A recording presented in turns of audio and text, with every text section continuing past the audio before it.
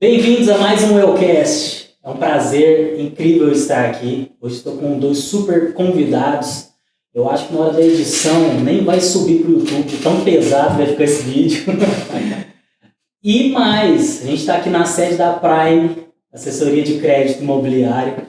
E nada mais que o Gustavo, sócio-gestor aqui também da Prime, é um dos nossos convidados. Bem-vindo, Gustavo. Obrigado pelo convite. É um prazer te receber o Tarcisão aqui na nossa humilde casa.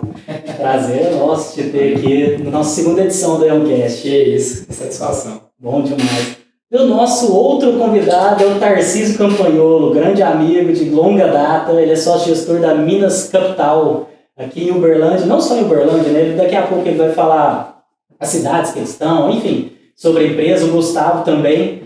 E só relembrando, né, que o Eucast nasceu através de uma missão nossa, de desenvolver o mercado imobiliário, de trazer pautas, trazer pessoas, né, que agregam para esse mercado, trazer um conteúdo fácil e acessível para todos vocês, independente se você é corretor, investidor, proprietário de imobiliária, proprietário de construtora, não importa o segmento que você está no mercado imobiliário. O que importa é você nos assistir agora e assistir esses dois feras que vão falar muito aqui para a gente, vão dar uma aula para a gente. Para começar aqui, eu vou pedir para eles se apresentarem e apresentar a empresa deles, né? O que a empresa deles hoje representa, onde que ela está, qual que é a capilaridade delas. Gustavo, pode começar aí, fala um pouco da Prime para a gente. Obrigado. Então, a Prime Assessoria Imobiliária ela é uma empresa de crédito imobiliário, focada em financiamento imobiliário. E nós surgimos em 2017 em Tiltaba, né? A Prime Assessoria Imobiliária ela surgiu de uma demanda muito grande que existia para os bancos, né, naquela época. Os meus sócios, Breno e Saulo, começaram antigamente, né, antes até disso, em 2016, com apenas o trabalho específico para o Banco do Brasil, e até porque os bancos privados não tinham esse foco. E acabou que eles viram uma demanda, quando o Bradesco adquiriu o HSBC na época, e o HSBC tinha essa modalidade de financiamento. E eles falaram, cara, é uma oportunidade de se tornar pioneiro. Eles abriram a operação, eu trabalhava na época em laboratório farmacêutico, vinha de banco também, né? Trabalhei muitos anos em banco. E os meninos me falaram, cara, vem para a empresa que vai dar certo. Eu, nossa, será? Cara, estou no laboratório, isso aqui é bom demais, né? Não vou ter problema com nada referente a dinheiro e tal. E eu falei, cara, tá bom, vou aceitar. Aí aceitei no final de 2017. Em 2018 a gente começou com a empresa e aí eu vim para estruturar a parte junto com os meus sócios dos bancos privados e a gente fez um bom trabalho. Hoje nós estamos em 120 unidades, né? Em 120 cidades com escritório físico. Eu deixei o Gustavo, só te cortando um pouquinho, se apresentar, porque quando eu olhei o tanto de cidade que ele estava, eu falei, cara, eu não vou falar isso, né? Para eu lembrar esse tanto de cidade aqui, deixa ele falar esses números. Não, mas tá tudo certo. E aí a gente veio para um trabalho forte, né, junto com os amigos. Segundo o Breno e o Saulo, eles conversavam entre si na época e falavam assim, pô, a gente vai abrir uma empresa e os nossos amigos não vão ter dinheiro para viajar com a gente no final do ano, vamos abrir com os nossos amigos. E foi uma das coisas que fez dar muito certo, porque hoje a maioria das unidades da Prime tem amigos que são de Tiltaba. Então, se a gente for olhar para o cenário de Tiltaba, nós tiramos mais de 500 pessoas de Tiltaba que estão direcionadas na Prime, entre 400 e 500, deve ser um número parecido com isso. Então, são 120 cidades com 300 cidades de atendimento no total. Então, a gente trabalha praticamente o Brasil todo com esse fomento de assessoria imobiliária. Você tem os números médios assim, do que esse ano vocês fizeram em crédito?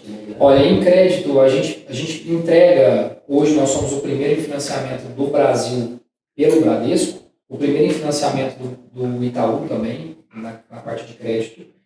E a gente já entregou a gente entrega cerca de 100 milhões de reais mês para o Bradesco, e com todas essas unidades, e uma média ali de uns 35, 36, 40, teve mês que a gente já chegou a 50 milhões pelo Itaú. Então, se a gente for considerar uma média de 100 milhões, a gente entrega 1,2 bi só no Bradesco, por exemplo. A gente faz esse trabalho contínuo todos os dias, até porque assim, o fomento mesmo que a Prime quer gerar junto ao cliente, à realização do sonho do cliente, tem essa possibilidade de você dar uma assessoria muito completa para o cara, para a família do cara, fazendo uma assessoria, né, uma governança familiar e corporativa, para a gente entender a possibilidade de entregar aquele crédito. Então, por isso a gente consegue ter aí 95% de assertividade com esses créditos. Show de bola, Gustavo. Tarcisão, fala da Minas Capital pra gente aí, conta um pouquinho dela. Grande Gabriel, agradecer o convite, né? Parabenizar aí o Gustavo, né? Aqui na sede da Prime, uma empresa fantástica, né? Eu não sabia o tamanho da empresa, vocês estão de parabéns, ainda mais uma empresa nascida aqui na nossa região, né? A Minas Capital, ela surgiu em Uberlândia, né, de um projeto, inclusive, que você foi pioneiro, nós éramos sócios, né, nós, na época, idealizamos a criação da primeira empresa, que era a HCT Investimentos, que posteriormente virou Minas Capital, né. E a Minas Capital veio crescendo, ela surgiu em 2016, né, logo após um impeachment, né, a abertura de uma oportunidade, né, em que a Bolsa começou, né, a ter um crescimento. O Ibovespa, né, tinha uma pontuação pequena na época, muitas empresas começaram a abrir capital na Bolsa e a gente viu essa oportunidade e começou a investir nisso, né.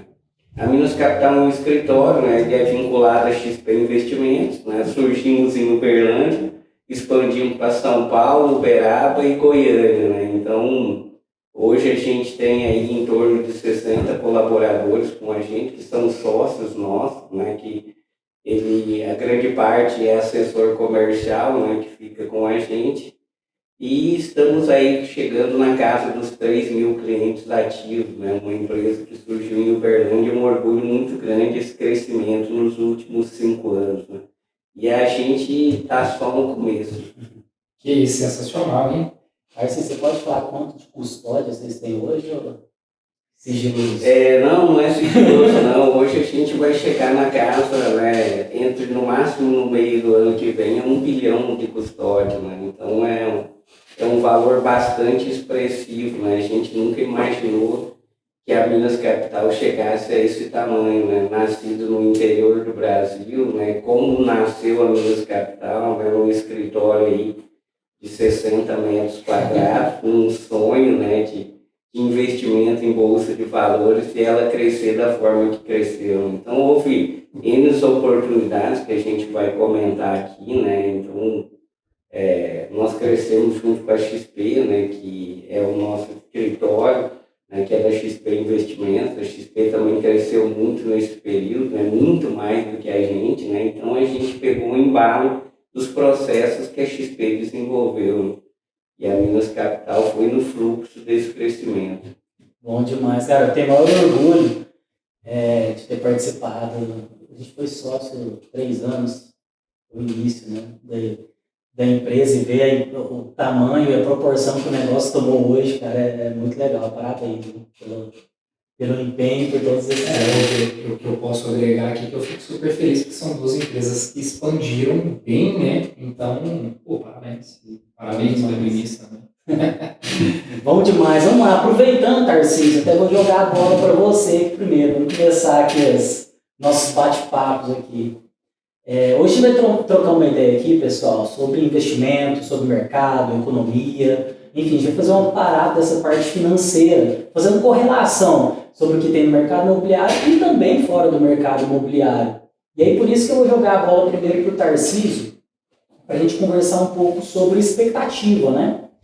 Aí eu vou te fazer uma pergunta primeiro do mercado imobiliário e depois, se você quiser falar um pouco de forma geral, fica à vontade.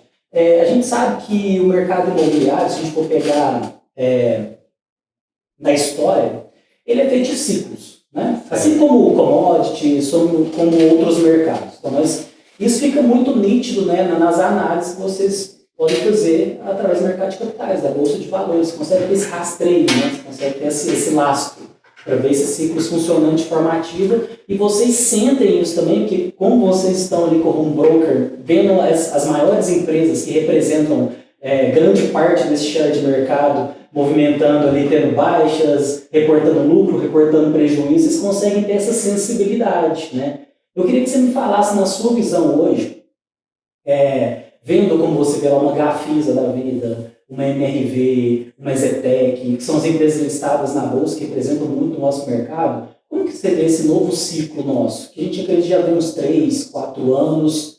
Como você está vendo isso, comparando com esse boom imobiliário de Uberlândia? Qual que são as suas expectativas para esse mercado? O que você vê, Michel?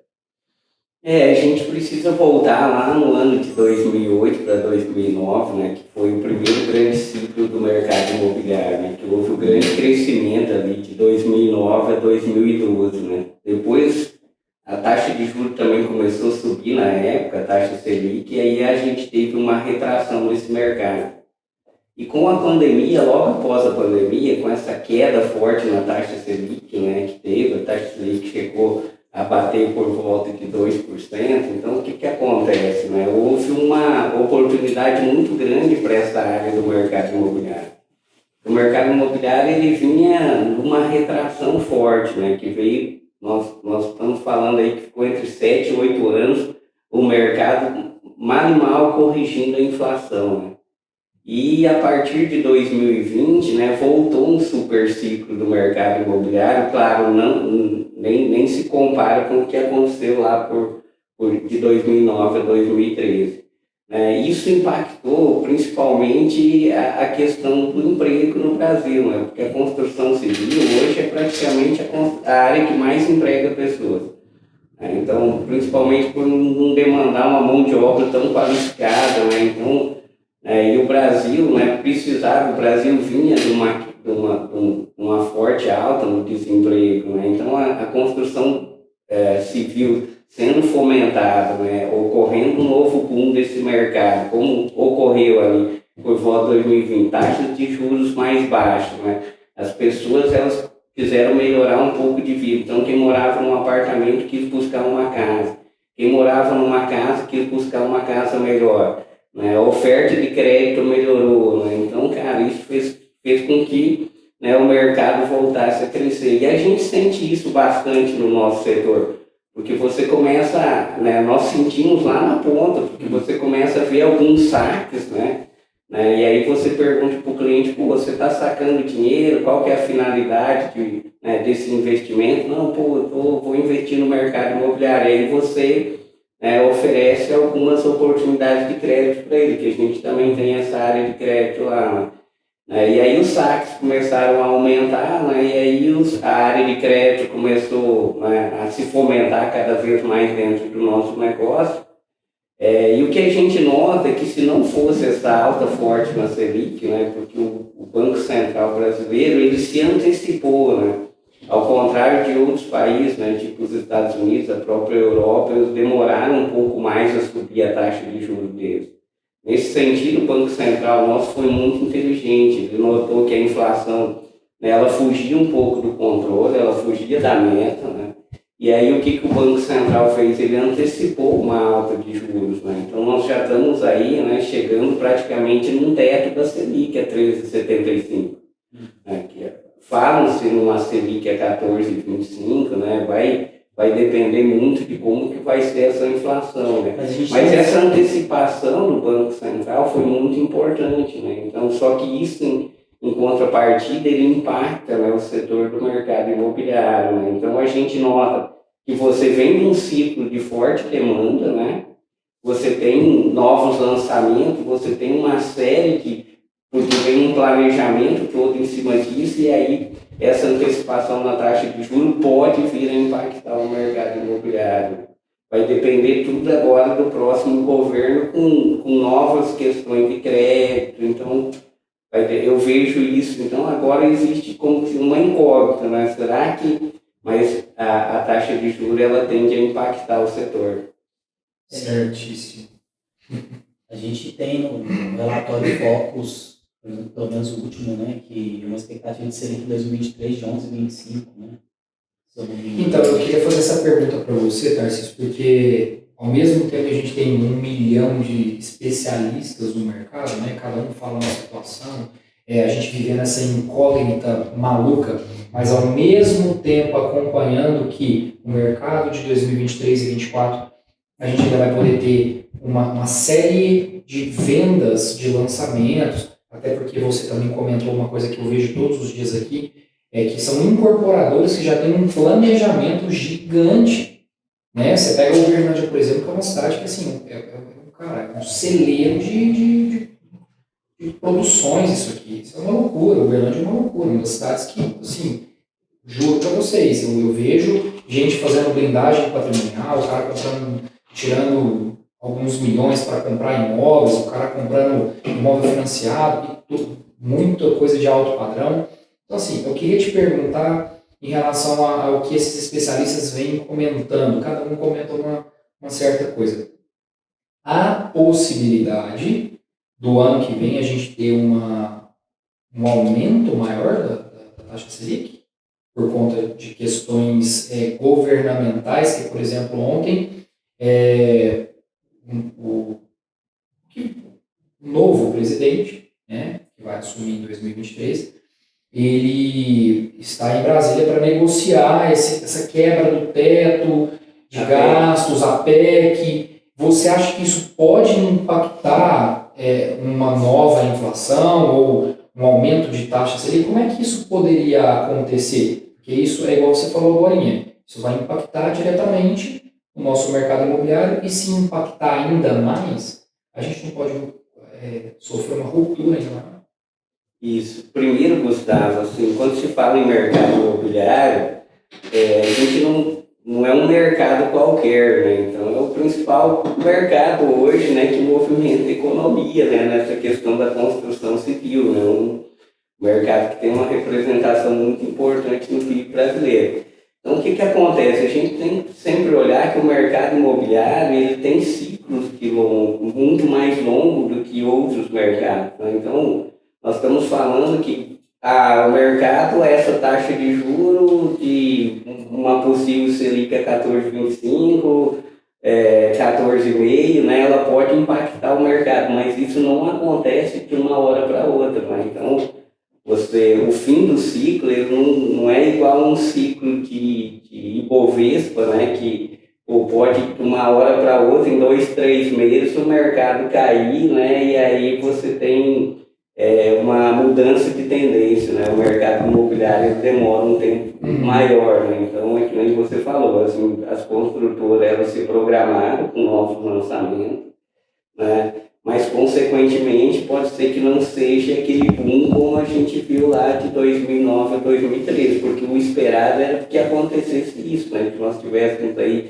5, 6 anos de um ciclo de altas vendas, né? Em que o mercado, os imóveis chegaram a valorizar até 50% no ano, né? Então, hoje a gente não tem essa valorização ainda, né? Então, porque na época o mercado imobiliário estava muito mais defasado do que está hoje, né?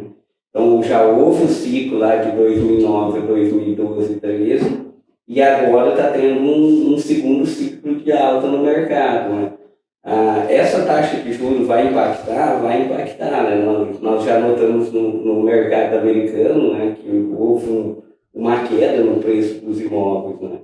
Então houve uma perda ali de patrimônio no mercado imobiliário em torno de 1,3, 1,4 bilhões, né? Então, que é normal uma retração, né? Porque lá nos Estados Unidos também está subindo o juro, né? E o juro está subindo tardiamente, né? Ao contrário do Brasil, que veio subindo, né, paulatinamente para controlar a inflação. E nós tivemos aí 3 meses de deflação.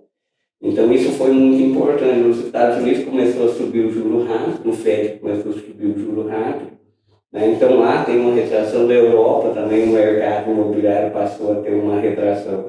Agora, aqui no Brasil, a gente não acredita que isso possa acontecer tão rápido assim, né? Mas essa taxa de juros, né, como você falou, com o novo governo, né, alguns especialistas, né, principalmente os analistas do mercado financeiro, e ainda está muito obscuro, né, quem vai ser o novo ministro da Fazenda, né, qual que vai ser, né, a tendência que ele vai tomar com relação à economia. Essa PEC, né, provavelmente ela vai ser desidratada agora, né, no Congresso, porque nós não acreditamos, né, que essa PEC vai passar com esse valor de 175 bilhões, né, acima do teto dos gastos. Então, assim, tudo vai depender do que vai acontecer daqui para frente, nos próximos, e nós estamos falando aí nos próximos 30, 60 dias, né? Isso vai impactar bastante no mercado, não só no mercado, quando a gente fala mercado imobiliário, nós estamos falando do mercado financeiro em si, né? Então, isso vai ter um impacto relativamente, não tão grande, né? Mas vai ter um impacto, sim, até porque a taxa de juros hoje já está lá nos 13,75. Então, se nós estivéssemos falando que uma taxa de juros estaria em 6% e subiria para 13,75%, agora, o que não pode acontecer, né, é essa taxa se manter por muito tempo, né, se manter por 12, 24 meses nessas alturas. Aí a gente nota o que aconteceu lá em 2014, 15 e 16, né? A taxa de juros subiu, o governo não conseguiu corrigir a taxa de juros, a inflação em 2015 foi de 10,65, e aí nós tivemos, né, uma retração forte no PIB em 2015 e 2016, que foi, né, um dos piores momentos pelo qual o Brasil passou. Mas isso a gente está falando quase uma catástrofe econômica, né, que isso é praticamente hoje impossível de acontecer. Eu vou corrigir aqui, eu falei do relatório Focus, lá do Banco Central, de 11,25, mas na verdade é 11,50. Né? E acompanhando um IPCA que espera fechar em 5,91 e 23,502. Né? Vocês falaram aí sobre até talvez o mercado talvez começando a andar de lado em determinado momento, dependendo da taxa de juros e tudo mais. Mas acho que vale a gente lembrar também que o nosso mercado, falando de Brasil, ele tem uma peculiaridade, que é o déficit habitacional, né? Que são os imóveis econômicos. Então, nós temos hoje um déficit habitacional de 7,8 bilhões de moradias. E até 2030 o Brasil precisa fabricar 30 milhões de moradias só para cumprir o déficit habitacional. E estou falando dos imóveis que hoje são Casa Verde e Amarela e possivelmente no próximo governo volta a ser Minha Casa Minha Vida, né? Então a gente tem esse descolamento de realidade entre o médio e o alto padrão, que segue uma linha de investimento, que acompanha muito uma taxa Selic, ou daquela pessoa que depende desse plano de governo, que o plano sempre tende a ter uma taxa de juros menor para acessibilizar e que ele precisa comprar porque ele está pagando aluguel e ele não tem um patrimônio, né? Então talvez ter uma dança das cadeiras pode acontecer e aí todo mundo tem que ficar antenado no mercado para ver o que está girando e o que não está, né? As próprias incorporadoras, elas fazem esse movimento de ir para cá, dependendo da economia. E eles estão em momento de observação, né? As incorporadoras. Até porque o que acontece? A gente está percebendo no mercado agora essa renovação de ciclo para imóveis econômicos. Porém, hoje o que se nota é que você teve uma retração muito forte por parte dos incorporadores que trabalham classe econômica. Você pode ver que teve por exemplo, vamos pegar o Uberlândia como um exemplo. Muitos construtores que eram muito famosos por utilizar os métodos de construção econômica, eles migraram. Por quê? O ano de 2022, por exemplo, para financiamentos de imóvel econômico, ele não foi bom.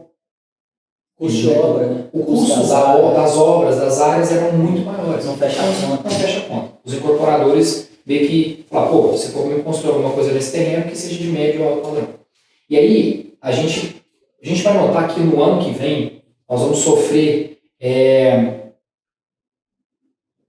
nós temos que esperar algo melhor, porque a gente sabe que ainda vai ter muita coisa a ser lançada, muita coisa boa, que tem muitos investidores fazendo compras e fazendo blindagem patrimonial, né? A gente sabe que tem muitos caras que são ricos que tiram dinheiro de um lugar e colocam no imobiliário para fazer blindagem patrimonial, a diversificação de ativo e tal.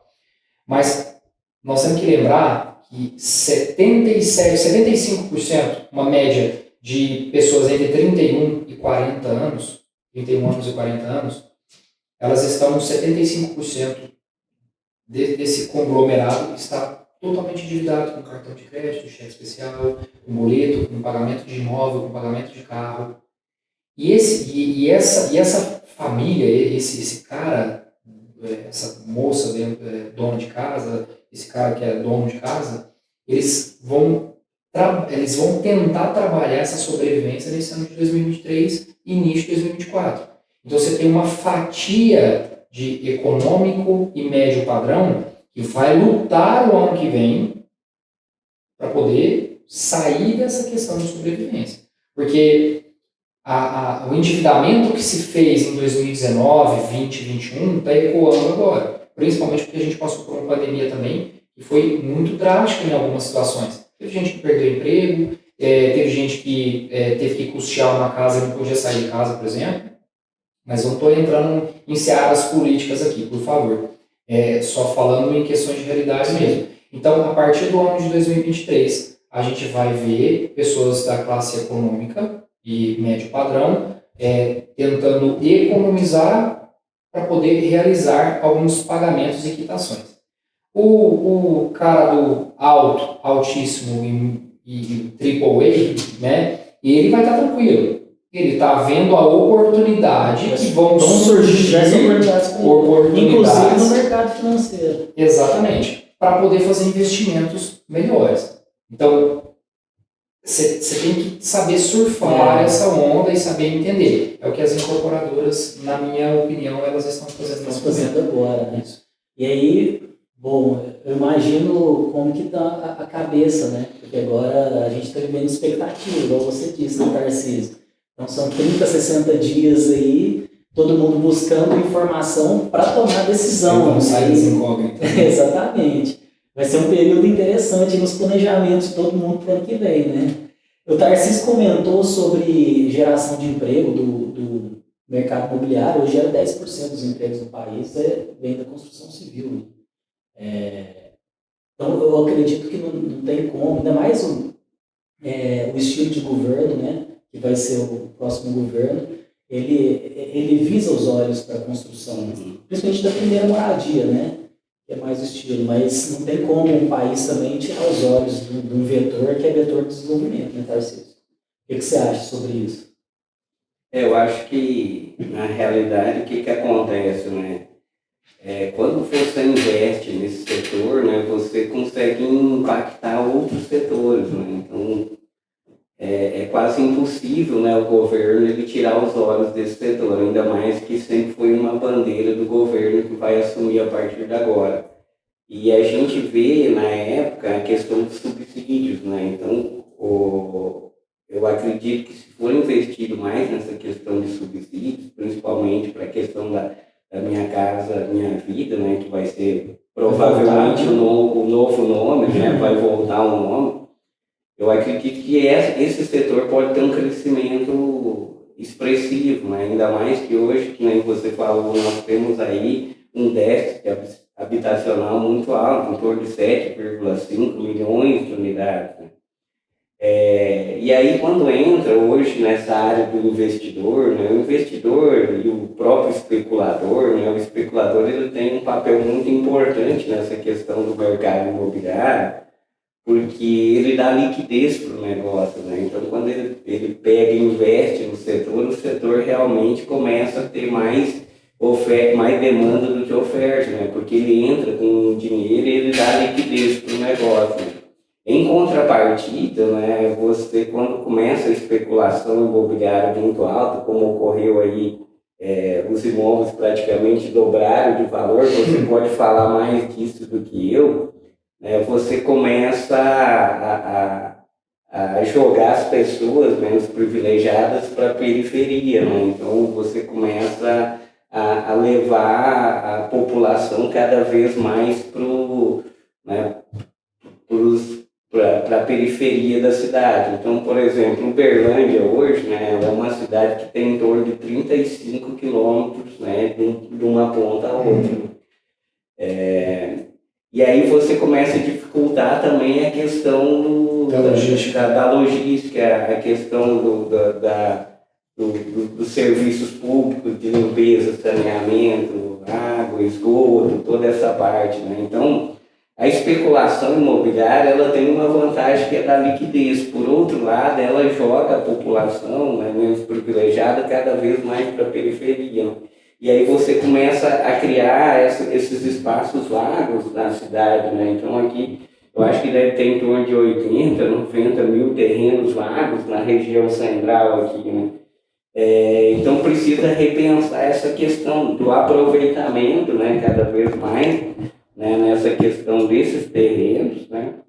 E outra coisa que eu iria falar, né, então, pô, se você investir mais nessa rede, né, com subsídios, né, e você consegue fazer com que essa população tenha acesso às casas, né? Então, eu acho que o próximo governo tende muito isso. Então, pode ter uma oportunidade grande nesse setor, né? Porque é um dos setores prioritários do governo, né, que é esse setor menos privilegiado da sociedade. Eu quero até acrescentar o que o Tarcísio falou sobre revitalização de espaços vazios, ou venda, ou compra, ou construção. E isso só para te cortando aqui, mas não te cortando, eu gostaria até que você falasse mais, porque é o seu setor, né, essa especulação imobiliária, né, de você começar a criar uma cidade cada vez mais horizontal ao invés de uma cidade vertical.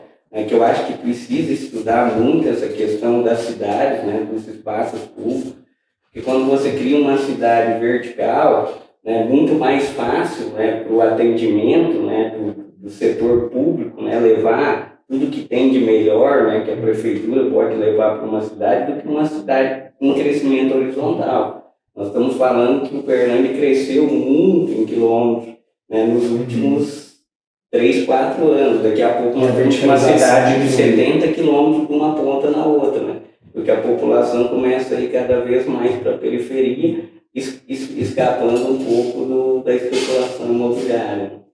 E só para concluir, tem um outro fator, né, que é muito importante nisso, que eu gostaria que você comentasse, é que quando você eleva muito o valor do metro quadrado do imóvel, impacta também no comércio, né? Porque o aluguel, ele é fruto do preço do imóvel, né? Então, geralmente, você quer ganhar 0,5% do valor do imóvel. Se o imóvel vale 1 milhão, né, você tem X de aluguel. Se o imóvel passa a valer 2 milhões, você passa a ter XY. Então, impacta principalmente nas micro e pequenas empresas.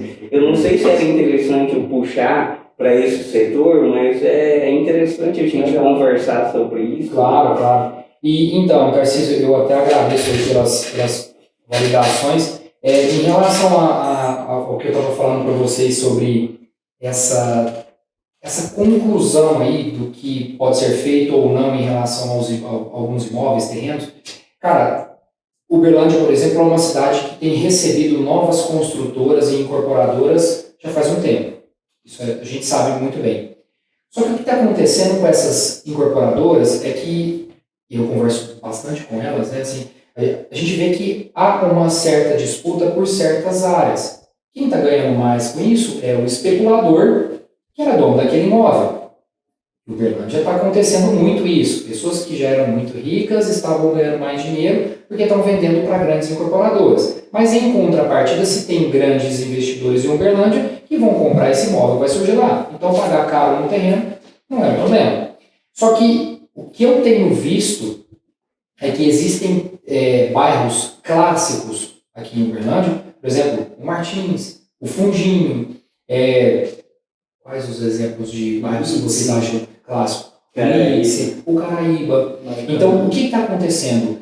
Vai ter uma revitalização muito grande por parte não apenas do nosso governo ou da nossa prefeitura, mas por conta das próprias incorporadoras que se forçam ou são forçadas pela prefeitura, eu não posso dizer isso com tanta certeza, a buscar uma possível revitalização desses espaços. Por exemplo, você tem um bairro que tem casas e tem uma rua toda esburacada, a rede de esgoto é ruim, é precário. Você tem um terreno baldio cheio de mato e tal. Cara, vamos pegar alguns exemplos de algumas incorporadoras que estão fazendo prédios loft, por exemplo, aqueles prédios de apartamentos pequenos, compactos, né? Obrigado. Cara, esses caras levantam um prédio ali perto do shopping e tem muitas casas ali perto que elas estão em situação, assim, não precária, mas a rua tá ruim, o passeio tá horrível, o transporte de ônibus está horrível, os meios públicos, né, vamos dizer assim. E, cara, quando o cara chega lá com uma incorporadora, ou ele toma providência sobre isso, ou ele exige uma providência porque ele está melhorando o bairro. E aí entra muito nessa questão do cara que sobe um meio de incorporação gigante ali e ele hipervaloriza, infelizmente ele manda a pessoa daquela casa menor, né, para outras regiões, porque infelizmente isso acontece naturalmente, né? E aí outras incorporadoras começam a se atrair para perto desses novos lançamentos.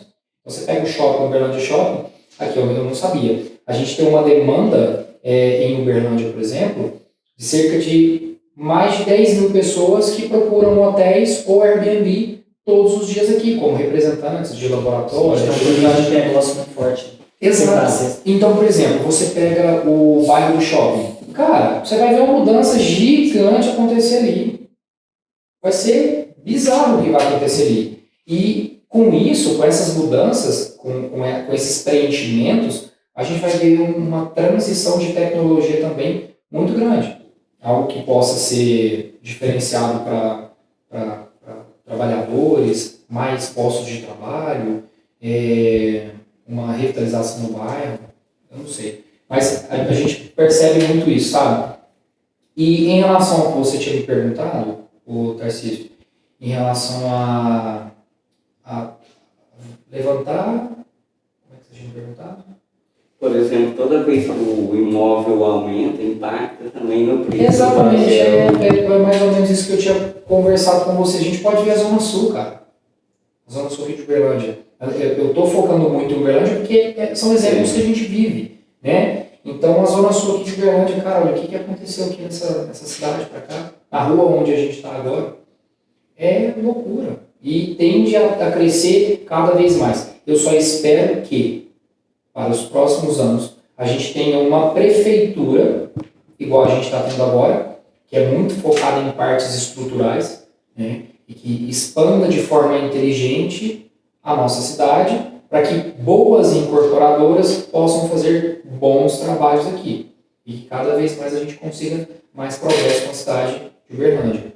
E espero que a gente continue trabalhando no nosso ramo, buscando o melhor para ajudar essas incorporadoras e para ajudar esse cliente nosso. Você falou uma coisa, um movimento bem interessante, né? A nossa cidade especificamente, ela tem essa característica de ter grandes áreas que são de porte de algumas pessoas, alguns empresários, algumas famílias tradicionais da cidade. E isso acabou até assim, não vou dizer, estou até buscando a palavra que não é empacar, mas assim, segurando um pouco o desenvolvimento daquelas áreas. Especulação, né? Por conta da especulação do empresário, do investidor, que não necessariamente tinha necessidade de vender naquele momento. Ele poderia guardar e já sabendo, sendo um visionário, já entendendo, né, da cidade, de um possível plano diretor, que aquilo ia valorizar X percentual em tantos anos, e assim fizeram, né? E aí, isso é legal que isso... Então aí a incorporadora vem, ela precisa comprar uma área que esse preço que ela vai pagar precisa ser viável dentro do estudo de viabilidade dela, né? Para poder encaixar um produto e ela ter lucro. Porque é uma empresa que também vai fazer essa conta.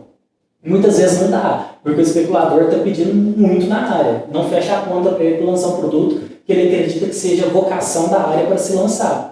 E aí ele tem que fazer esse movimento de talvez para um bairro mais antigo, que tem algumas casas, que ali ele vai conseguir um preço menor, que acaba revitalizando a cidade, né? Esse movimento é muito interessante de a gente vê acontecendo isso na prática, né? Já empreendimentos antes que estavam setorizados em algumas regiões específicas, já vindo para outros bairros tradicionais, principalmente, estou falando médio e alto padrão, enquanto na contramão acontece o que você falou no econômico. O econômico não consegue fechar a conta numa área mais centralizada. Tem que ir para onde? Para a periferia e para as pontas, onde a cidade vai crescendo de forma horizontal, que você citou, né? Esse movimento está acontecendo muito e a gente... Bom, e eu agora, falando da minha parte, eu acredito que não vai deixar de acontecer por um bom tempo pela característica da nossa cidade específica, né? Isso é muito legal. Até porque, como eu falei lá atrás, o ciclo do mercado imobiliário não é curto. Por isso que a gente tem que tomar muito cuidado nas nossas discussões, né? Eu sigo muitos especialistas nessa área, né? Até porque a gente tem muito essa área do do fundo imobiliário, né, onde a gente investe muito dinheiro, né? Então você precisa também entender um pouco sobre esse setor.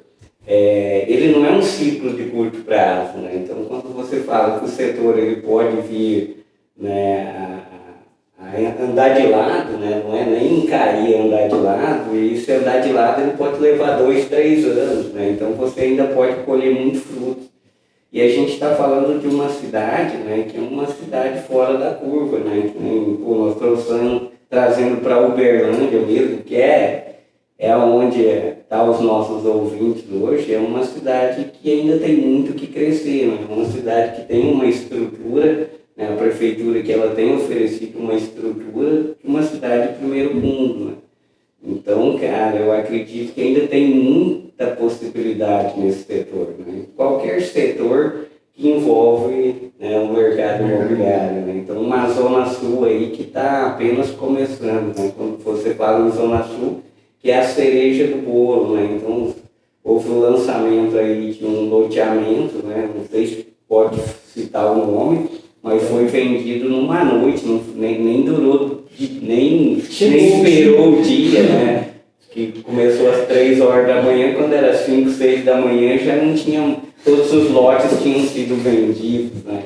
Então isso é muito bom, né? Quando você vê que, o setor de investimento nessa área, as pessoas estão acreditando no setor imobiliário, estão investindo cada vez mais, a tecnologia está trazendo mais conhecimento para as pessoas tomarem decisão, seja no setor imobiliário, seja no setor financeiro, né? Você consegue acompanhar as notícias muito mais de perto. Eu acredito que outra questão é uma mudança cultural, né?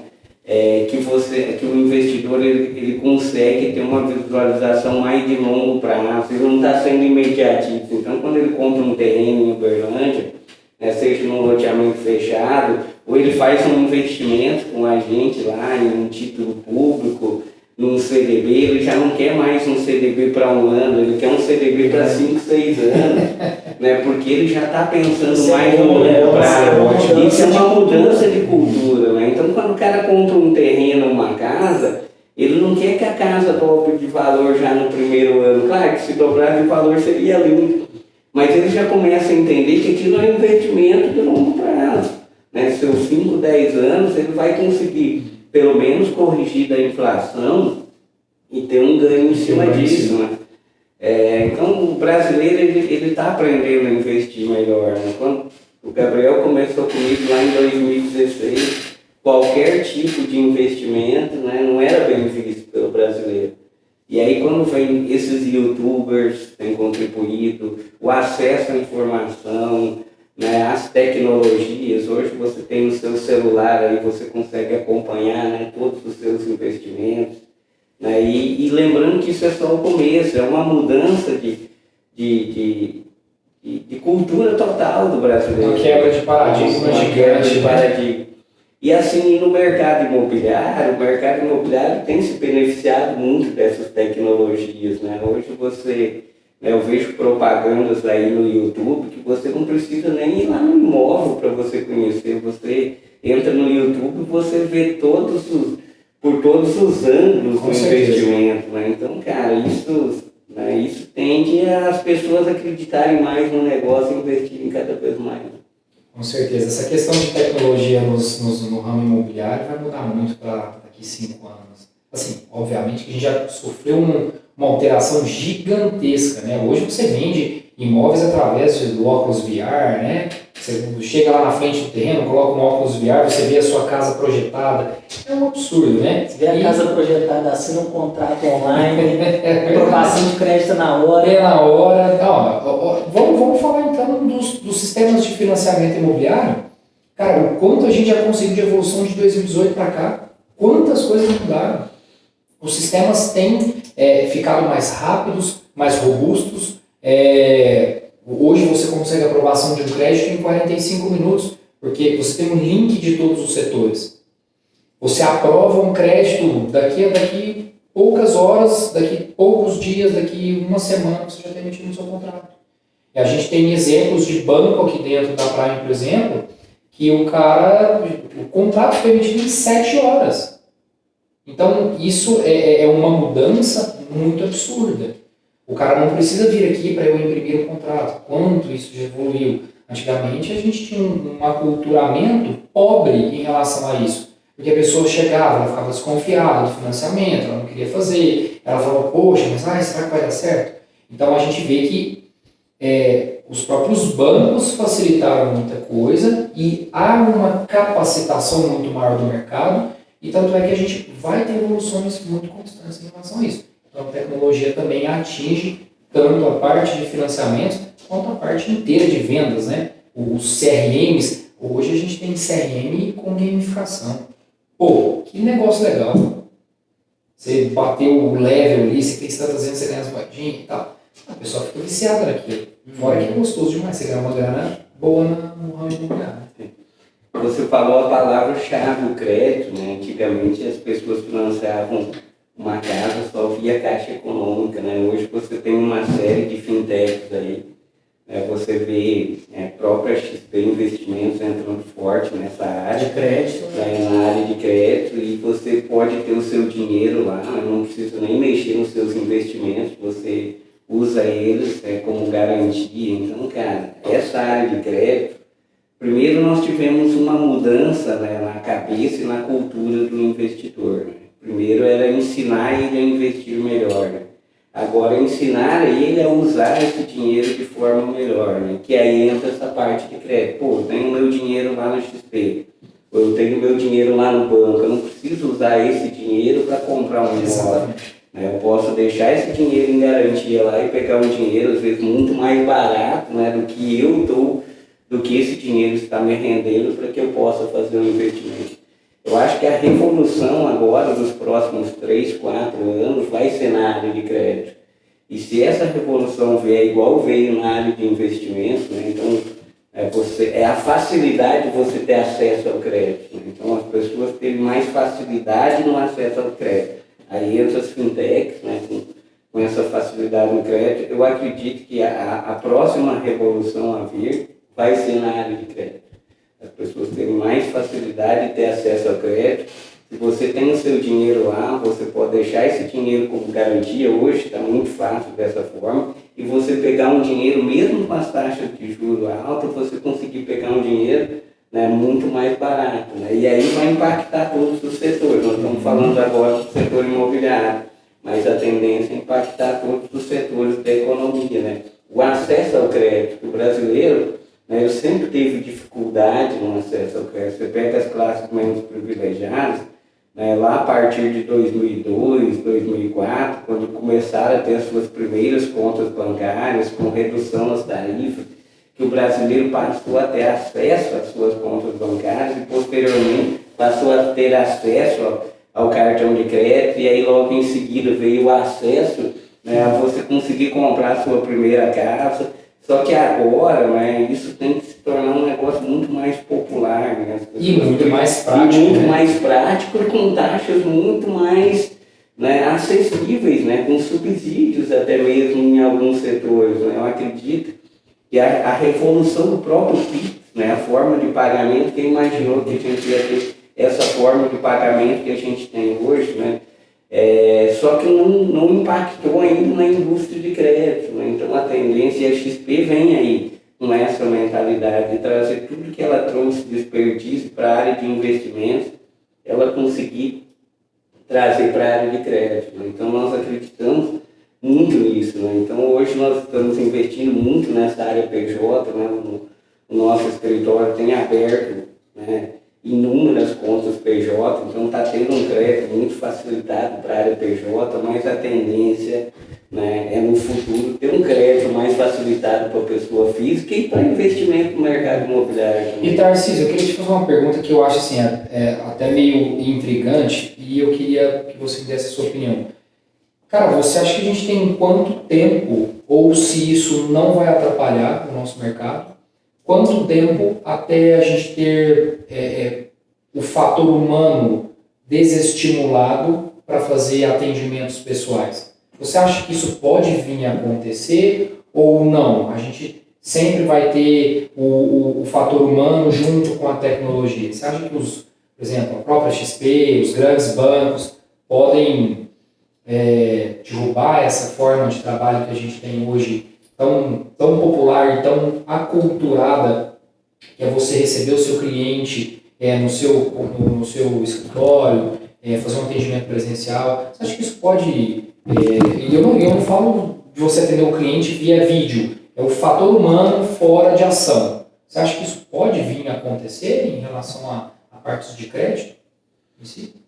O que acontece? A tecnologia ela tem rompido fronteiras, né? Então esse atendimento on demand, que a gente chama, que é o sob demanda, isso não vai acabar nunca. A tendência é só aumentar mais, né? Tem pessoas que não gostam de ser atendidas por pessoas, elas gostam mesmo delas entrarem lá no sistema, né? Então nós temos a área de sob demanda, on demand, né? Que o cara... o self-service, a pessoa mesmo se atende, né? E aí se ela tiver uma demanda, ela entra em contato com um atendente, né? Então você não entra em contato com ela, né? E essa tendência é cada vez maior, principalmente essa juventude, né? Eles gostam deles mesmos fazerem, né, a sua própria análise de crédito, abrir a sua própria conta, fazer o seu próprio investimento. Então a gente nunca pode criticar isso, né? Eu acho que isso foi uma mudança que veio para atender mais gente, entende? Porque existe uma demanda muito forte com uma oferta muito pequena, né? Nós não vamos conseguir atender a quantidade de clientes que a gente tem, as pessoas estão cada vez tendo mais acesso a contas, né? Então, isso vai crescer cada vez mais. Só que o atendimento humanizado ao cliente, isso não vai acabar nunca, né? Tem um nicho de clientes que ele prefere ser atendido, ele gosta de ser atendido, ele gosta do olho no olho, ele gosta da seriedade, ele compra pela pessoa, né?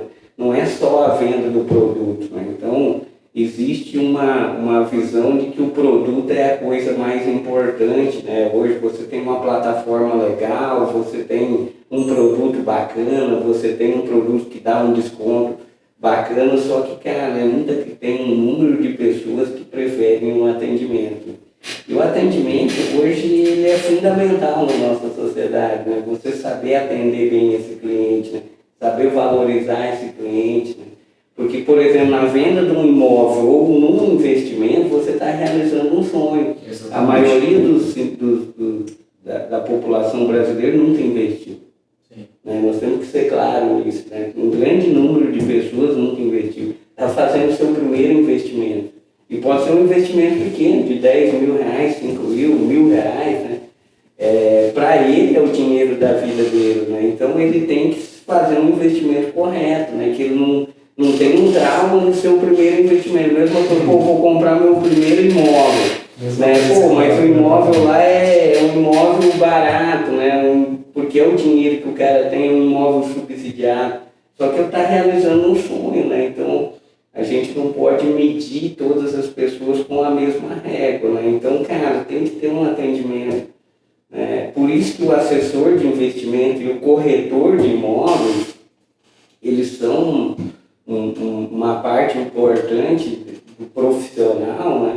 Que realiza sonhos, né? Então, cara, quando o cara vai fazer o seu primeiro investimento lá na XP, né? Que o assessor de investimento, né, mostra para ele o que é uma plataforma de investimento, né? Que ele pode ter acesso a uma série de produtos, que ele pode ter uma rentabilidade, né, muito acima do que ele vinha tendo, né, nos investimentos tradicionais, né? E ele começa a entender o que é uma taxa Selic, o que é um CDI, o que é um CDB, né? O que é um título público, né? Então, cara, ele começa e começa a gostar, né? E começa a fazer um planejamento de longo prazo, porque hoje a gente não se preocupa, quando você tiver 50 anos, né? Quanto que realmente você quer ter, além do seu patrimônio imóvel, quanto que você quer ter de liquidez, né? Quanto que você quer ter rendendo, né? Que pode ser um complemento de renda para você, né? Se você tem ali X quantia de reais e você ganha X quantia no seu emprego, que você vai continuar trabalhando, isso vai complementar a sua renda e vai melhorar a sua qualidade de vida. E você poderia ter começado hoje, né? Então você tem 30 anos, você tem 20 anos, você pode começar a investir hoje. Você pode comprar o seu primeiro imóvel hoje, que você vai pagar em 30 anos. Só que, cara, 30 anos passa rápido, né?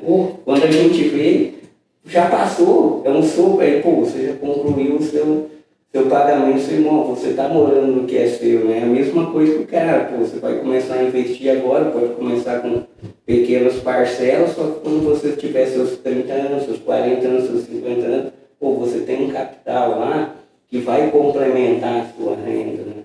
E hoje tem poucas pessoas ainda que têm essa mentalidade de dizer, pô, cara, eu vou ter X quantia de dinheiro lá e eu ganho X, e aí X mais um Y que eu ganho aqui na rentabilidade me dá uma qualidade de vida. Consigo pagar uma escola melhor para os meus filhos, eu consigo trocar de carro uma vez por ano, a cada 2 anos, consigo fazer uma viagem, porque você se programou, né? Então, se programar para comprar o primeiro imóvel, e aí que entra o corretor de imóveis, né? Aquele primeiro imóvel dele, ele não pode ter um trauma no primeiro imóvel, é uma coisa que um investimento, né? Então, se você investir, se você colocar um dinheiro do cara com um perfil conservador ou moderado, um investimento agressivo, né? E tiver um trauma, cara, você tá cometendo algo que é primeiro que é contra as regras, suas normas, né? Mas principalmente que você está impactando uma pessoa de forma negativa, né? Eu quero até complementar isso, vocês falaram vários pontos interessantes. Então, por exemplo, tem muito corretor que está assistindo a gente agora, vai assistir, né, a gente. E você levantou 2 questões. Uma, divisão de longo prazo para investimento, para conseguir passar isso para quem vai fazer, independente se ele vai investir na XP, você vai comprar um imóvel, aí é o papel do assessor, do corretor entender disso, e da parte do atendimento que vocês falaram, que hoje na realidade é um gargalo nosso. Então, por exemplo, poxa, você com certeza conversa com diversos donos de imobiliária e é um gargalo o preparo da mão de obra, o entendimento da importância de entender sobre isso, sobre como passar essas demandas para o cliente. Então, por exemplo, a pessoa, e são algumas contas, se a gente pensasse a longo prazo, isso responderia a gente. A gente não precisaria argumentar. Só que como nós não temos essa cultura, e agora, como a gente disse mesmo, agora a gente está começando a virar ela, por exemplo, o valor da parcela do imóvel, mesmo que você financie, o primeiro imóvel, Casa Verde e Amarela, enfim, Minha Casa Minha Vida de Amanhã, você financia, você vai ter aquela parcela daquele valor, certo? Se você pegar uma tabela price, ela vai ser homogênea. Linear. Em detrimento do quê? Do que o Tarcísio Cantava Pedra no comentário anterior, 20 minutos atrás, que é sobre o valor do aumento dos imóveis que impacta no valor do aluguel. Ou seja, por isso, eu acho que isso responde porque as pessoas, elas quitam os imóveis na metade do prazo que foi negociado com os bancos. Porque a partir do momento ele comprou hoje, daqui 5 anos, essa parcela dele está pequena comparado com o que seria um aluguel que ele deveria pagar. Isso é um gancho muito grande. Se as pessoas tivessem esse entendimento, elas começariam a pensar mais em longo prazo e fariam melhores negócios. E se o corretor também, aí corretores falando para vocês, para entender disso, se tivesse esse entendimento de saber clarear isso para a pessoa, ela faria melhores investimentos e teria até mais... liquidez? O que é? Não, teria mais confiança de fazer o investimento contigo. Mesma coisa o processor, que sabe explicar esse plano de longo prazo no processo de venda, porque o cliente enxerga isso. Muitas vezes o cliente ali, por não ter essa cultura, não ter tido esse entendimento, vamos pegar meus pais. Meus pais não tiveram acesso à cultura financeira, certo? Talvez eu não tive acesso à cultura financeira na minha escola. Eu fui ter na faculdade. Minha filha talvez tenha na escola, porque a gente vê algumas escolas já adaptando a isso, a modelo que é no Canadá, nos Estados Unidos, que tem isso, né? Empreendedorismo e finanças lá, dentro lá da escola primária até. Mas a gente não tem isso. Então, aí que é fundamental o papel do corretor e do assessor de investimentos, de saber passar isso, de saber planejar e clarear de forma... Vou até usar um termo, clarear de forma clara isso, essa demanda. E sobre a demanda do bom atendimento. A gente não vai deixar de ter atendimento presencial. Aqui a gente tem que entender que agora nós temos mais canais de venda. Então, a gente tinha um canal porta. Legal, a gente continua com o canal porta. Mas a gente agora tem um canal site. Agora a gente tem um canal Instagram. A gente tem um canal TikTok. Portável. A gente tem um canal WhatsApp. A gente tem um canal Google Meet, que a gente vai atender o cliente através de uma videochamada. Então, são mais canais que aí agora, enquanto um empresário, ele tem que mapear esses canais e criar planos de ações para esses canais. Certo? Estou certo ou estou errado? Não gostei. Então, essas são análises muito legais a gente se fazer do mercado, né? E de ter esse entendimento geral, macro, vamos dizer assim. A gente sair do micro do que a gente fala no dia a dia, do operacional das coisas, tanto com relação ao investimento, quanto com investimentos no mercado financeiro, tanto com relação a investimentos no mercado imobiliário, seja médio padrão, no caso é verde e amarelo, e para o macro, vamos entender de comportamento. E vocês falaram o outro terceiro ponto que vocês citaram, que eu fiquei na mente aqui para complementar, é sobre a mudança de comportamento que a gente está tendo na sociedade. Isso não emplaca só nas tecnologias, que está emplacando a nossa forma de atender, mas está mudando os próprios projetos do mercado imobiliário. Então, a gente já vê empreendimentos com coisas que outrora não tinham, a gente já vê empreendimentos de tamanhos que outrora não eram praticados numa sociedade. Uma grande mudança que teve foi a própria sustentabilidade. Sustentabilidade dentro dos empreendimentos. Nós temos itens, quem diria que teria escritório dentro dos empreendimentos? Pelo avanço do home office, que acelerou esse processo em muitos anos, que seria o natural com a pandemia. E vários outros itens que nós temos. Hoje nós temos pet care. Quem que imaginou há 10 anos, 15 anos atrás, que o pet seria um filho? E que nós trataríamos dessa maneira?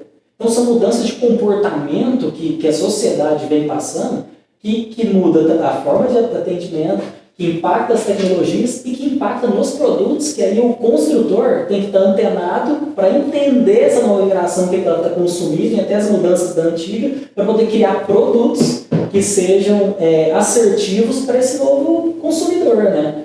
Isso é fantástico, assim, porque isso é análise macro, né? Isso é análise estrutural que todos nós, como empresários que somos, quem está nos assistindo, se for dono de imobiliária, de construtora, outras pessoas, assessores de investimento, donos de escritórios, tem que estar antenado para isso, não é verdade? E olha o tamanho da oportunidade, né, cara? Essas tecnologias, elas fizeram que as pessoas criassem uma cultura de investir, né? Então, antigamente as pessoas não buscavam crédito, hoje elas têm a facilidade de olhar e, eu tenho um crédito aqui, eu posso comprar uma casa, eu posso usar aqui meu FGTS para dar de entrada, eu posso pegar um empréstimo, eu posso fazer isso. Isso também no nosso mercado, que é de investimento, né? As pessoas nunca imaginavam que elas iam investir da forma que elas investem hoje. É muito fácil, né? É muito fácil. Então, na minha época, que eu era mais jovem, né? Então, cara, nós não tínhamos esse acesso. Né? Então, eu quero entender sobre o mercado imobiliário um pouco mais.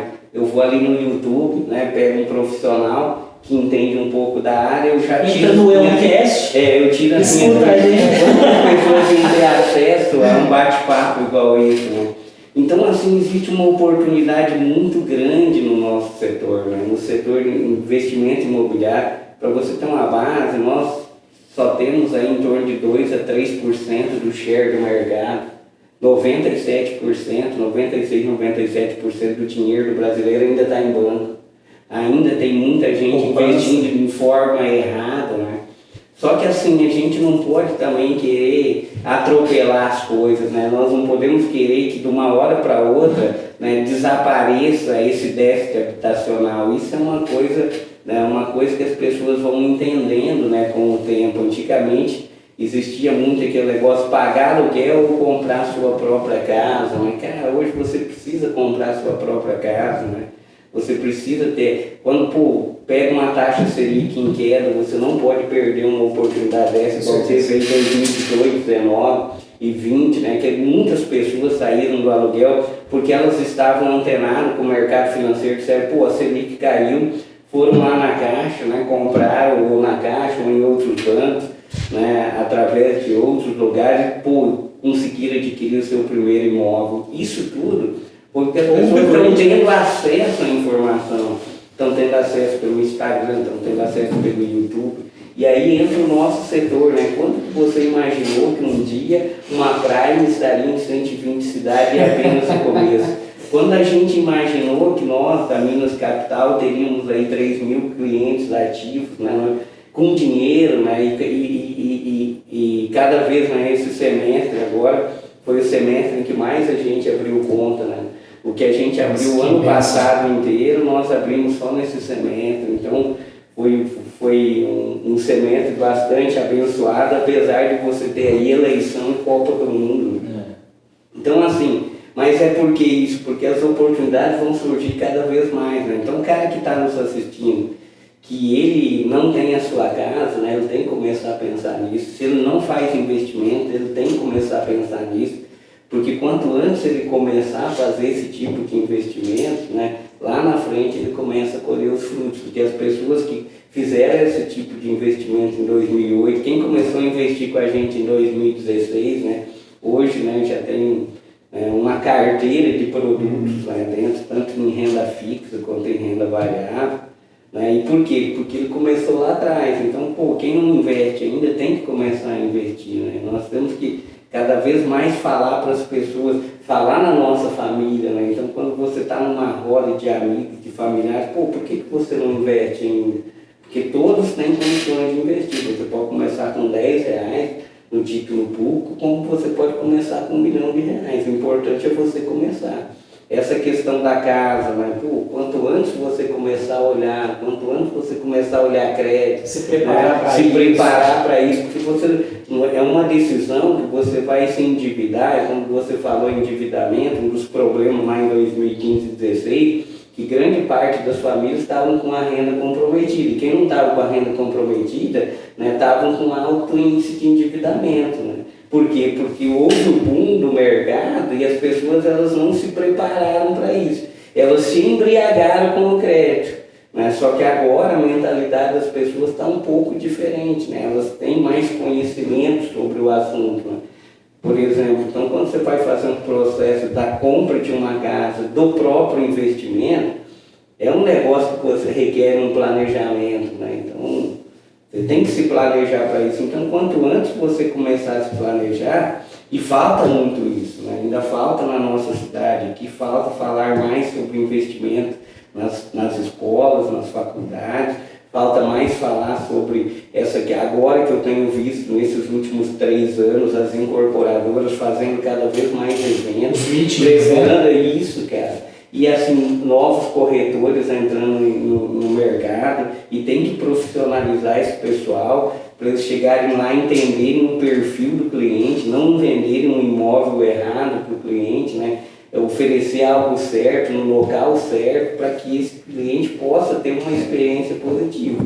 E aí entra nós lá também, cara. A gente tem, cara, investido forte em treinamento, né? Porque nós acreditamos no atendimento, naquele atendimento em que você cria uma experiência para o cara. O cara, quando entra na Minas Capital, ele tem que ter uma experiência, né? Ele tem que sentir uma experiência diferente, né? Não é uma experiência que deixa ele esperando 1 hora para ser atendido, é uma experiência que coloca ele em primeiro lugar, cara. Você entra aqui, não importa com quanto que você vai investir. Claro, nós temos um ticket mínimo lá para começar, mas ele vai receber o atendimento, né? Desde o momento que ele botou os pés na nossa empresa, vai ser um atendimento que ele realmente vai viver uma experiência, né, como ele nunca viveu em nenhum lugar. Né? Então isso a gente prima muito, que nós acreditamos muito nisso.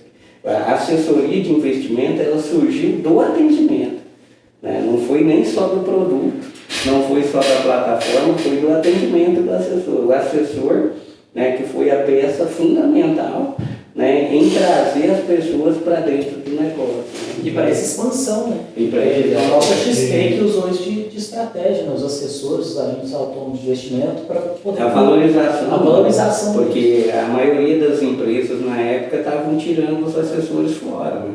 Ao contrário da XP, né? A XP diz, pô, esse pessoal que eu acredito. E aí, cara, a partir de 2018, quando as outras empresas perceberam que a XP se tornou uma potência, disseram, pô, o que tem? Por que a XP se tornou nisso tudo? Porque, cara, o pessoal lá sempre teve a cultura de valorizar o profissional, né? E o profissional, em inúmeros setores, ele não é valorizado, né? Ao contrário da nossa área, né? E hoje existe um déficit de profissional, de assessor de investimentos. Nós estamos falando que em torno de uns 30, 35 mil pessoas ainda para contratar nos próximos 5, 10 anos, né, para entrar na nossa área. Se você pegar a quantidade de profissionais que os Estados Unidos têm, né, pegando per capitamente com relação ao Brasil, nós estamos falando que existe um déficit aí de uns 40 mil assessores de investimento. Então, quando você diz, pô, tem um déficit desse tamanho, quer dizer que vai ter a quantidade de pessoas investindo mais nos próximos anos. Né? A quantidade de pessoas, às vezes, saindo dos bancos ou até entrando nos bancos, os bancos criando, né, investindo em assessores que estão investindo né? nessas plataformas, revitalizando. E aí que entra essa questão de crédito. O futuro é o crédito. Né? O futuro não vai ser só o investimento. O futuro vai ser a mudança nas plataformas de crédito. Gente, só fazer uma pausa. Vocês têm noção que nós estamos conversando há uma hora? Nossa, já passou rápido. Eu estava olhando aqui agora e falei, meu Deus. Não, nossa. Mas é empolgante. É que o assunto vai fluindo. Eu até comentei com eles aqui em off antes de começar a gravar. Falei, cara, vocês vão ver que passa parecendo que é 2 minutos quando a gente engata no assunto. Mas vamos lá, você ia concluir? Então, o Tarcísio falou sobre um ponto que a gente batalha muito aqui, eu e minha sócia, minha querida sócia Bárbara, um beijo para você, obrigado por ceder o espaço aí também. O Tarcísio trouxe um vinho para você, cara. Isso ela ama. E assim, eu e a Bárbara, a gente tem uma tarefa aqui na empresa de capacitação dos corretores. A gente vê que muitos corretores novos entraram no mercado e muitos ainda ficam muito perdidos. Mas a gente tem visto um aculturamento das imobiliárias trazendo cada vez mais forte esse corretor para mais perto. Nós também estamos mais perto das imobiliárias, trazendo treinamento de indicadores, treinamento de fechamento de vendas, treinamento de como atender melhor o cliente.